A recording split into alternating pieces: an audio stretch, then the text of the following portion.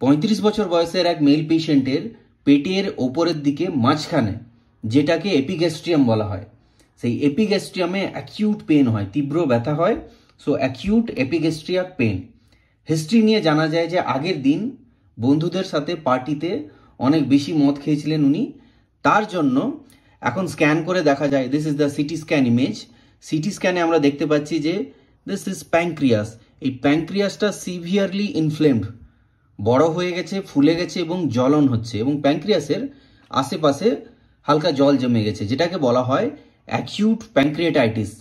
Acute প্যাঙ্ক্রিয়েটাইটিস এমন একটা রোগ, খুবই কমন রোগ প্রথমে, আর সেকেন্ড হচ্ছে যে it can take your life. মানুষ মারাও যায় অ্যাকিউট প্যাঙ্ক্রিয়েটাইটিসের জন্য। দুটো প্রধান কারণ এই অ্যাকিউট প্যাঙ্ক্রিয়েটাইটিসের, দ্যাট ইজ ফার্স্ট হচ্ছে যে গল স্টোন।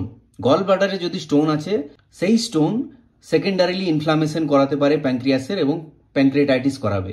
আর সেকেন্ড হচ্ছে যে অ্যালকোহল অ্যাবিউজ বা alcohol intake rather. So alcohol খেলে প্যাঙ্ক্রিয়েটাইটিস হতে পারে। অ্যাকিউট প্যাঙ্ক্রিয়েটাইটিস ডায়াগনোসিস করা হয় সিটি স্ক্যান থেকে, কন্ট্রাস্ট সিটি স্ক্যান, যেটাকে বলা হয় সিটি অ্যাবডোমেন। সেখান থেকে দেখতে হয় বিবিধ জিনিস, এবং প্যাঙ্ক্রিয়াসের মধ্যে নেক্রোসিস আছে কিনা, তার মানে প্যাঙ্ক্রিয়াস পচে গেছে কিনা, সেটাকেও দেখতে হয়, এবং হয় অনেক ক্ষেত্রে। নেক্রোটাইজিং প্যাঙ্ক্রিয়েটাইটিস যদি হয়, ইট ইজ অ্যাবসলিউটলি ডেঞ্জারাস, খুবই ডেঞ্জারাস। এবং ওই treatment mainly conservative treatment, IV fluid দিতে হয়, ব্যথা কমার ওষুধ দিতে হয়, এইসব জিনিসই মেনলি মিনস কনজারভেটিভ ট্রিটমেন্ট দিতে হয়। ভিডিওটি ভালো লাগলে প্লিজ শেয়ার করবেন, and thank you for giving your valuable time.